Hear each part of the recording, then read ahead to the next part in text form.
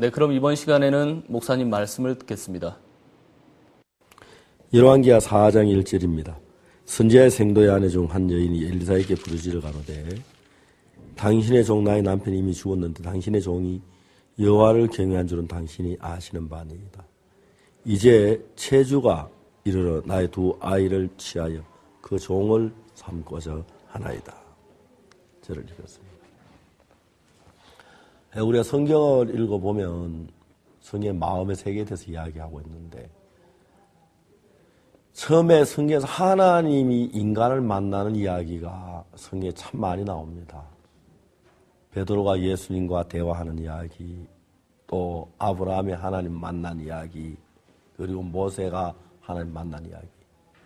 그런 이야기들 보면은 인간의 생각은 하나님 생각하고 늘 다릅니다.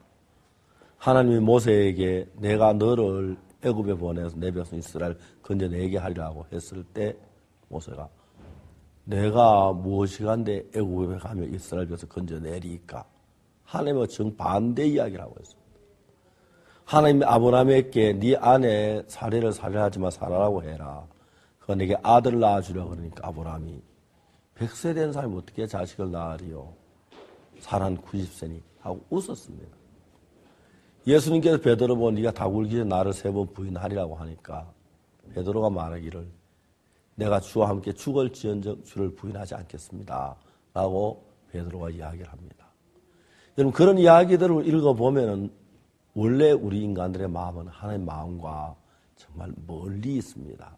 그래서 그렇게 살고 살았습니다. 근데 하나님이 그렇게 흘러가는 인간들의 마음이 결국은 하나님 멀어지고 저주고 멸망인 걸 알기 때문에 우리 마음을 이끌어서 하나님 편으로 끄는 그 일을 하고 계시는 것입니다.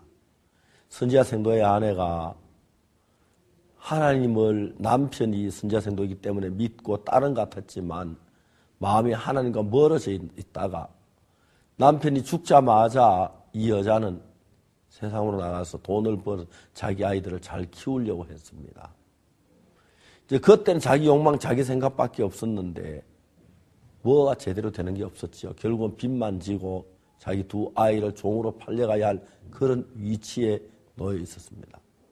그때 이 여자가 자기 마음을 한번 깨는 거죠. 마음을 꺾는 거죠. 왜? 자기 방법으로 그 문제를 해결할 수 있는 방법이 전혀 없으니까요. 하나님이 저에게도 그렇게 했다는 생각이 듭니다.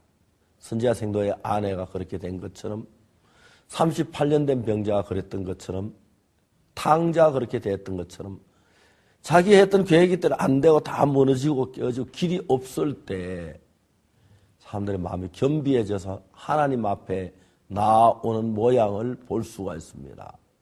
그래서 제가 하나님과 같은 마음을 가지고 복된 삶을 사는 이유는 어디에 있느냐 하면은 내가 하나님 같은 마음으로 복된 삶을 살 수 있는 가장 큰 이유는 내가 옛날에 내 방법대로 했을 때 다 안 되고 실패하고 망하고 길이 없어서 이제 난 망했다, 난 죽었다, 난 끝장이다. 그때 내가 하나님 앞에 돌아와서 내 마음을 하나님과 같이 했다는 것입니다. 그래서 하나님께서 우리 인생 속에서 선지자 생도의 아내가 왜 두 아들이 종으로 팔려 그런 비참한 운명에 처했습니까? 하나님은 그 운명을 통해서 그 마음을 꺾고 하나님께 돌아오도록 했고 그 여자가 그것 때문에 하나님께 돌아온 뒤에 그 모든 빚 문제를 해결하고 앞으로 삶의 문제까지 해결해주는 그런 하나님의 능력을 경험하는 거죠. 우리도 똑같습니다. 하나님이 행하신 그 일들을 우리에게 이런 일을 해서 하나님 나에게도 꼭 같이 내가 하고 있는 일 전부 안 되게 했습니다. 실패하고 망하고 내가 모든 게 잘 됐으면 절대 하나님을 굴복하지 않았을 것입니다. 내가 다 망하고 실패하고 좌절 속에 있을 때 이 선지자 생도의 안에서 하나님을 찾게 되고 그리고 하나님의 마음을 발견하고 하나님과 같은 마음으로 흘러갈 때 하나님께서 내게 은혜와 긍휼을 베푸는 걸 볼 수가 있습니다. 종종 우리는 내가 왜 어려움을 당해야 하지? 내가 왜 고통스러워야 하지? 내가 이런 문제를 왜 당치? 그런 생각할 때가 많은데 이제 그렇게 함으로 말미암아 어려움을 겪음으로 내 자신이 이 여자처럼 내 방법을 버리고 하나님의 말씀으로 달려 나올 수가 있는 거죠. 이제 이 여자가 무슨 일을 합니까? 빈 그릇을 빌리기 시작했습니다. 기름을 붓기 위하여. 그 한 병의 기름을 붓기 위해서 병 하나만 해도 충분한데 큰 항아리를 많이 빌리라고 하는 선지자 이야기를 정말 옛날 우습게 생각하고 듣지 않았는데 누가 봐도 말도 아닌 이야기지만 이 여자는 이제 자기 생각을 버리고 하나님의 말씀을 따르고 그러면 축복을 받는 귀한 역사를 볼 수가 있습니다.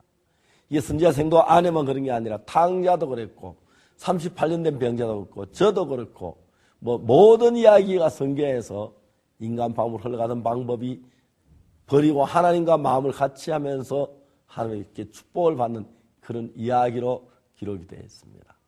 선지자 생도의 아내, 두 아들이 종으로 팔려갈 그런 위치에 도달했을 때 얼마나 암담했겠습니까? 그런 일들이 오히려 자기 생각을 버리고 하나님 같은 생각을 가지고 복을 받는 계기란 걸 안다면 여러분 신앙이 훨씬 더 은혜롭게 나타나질 줄 믿습니다. 여기까지 말씀드렸습니다. 감사합니다. 다음 시간에 또 뵙겠습니다. 안녕히 계십시오.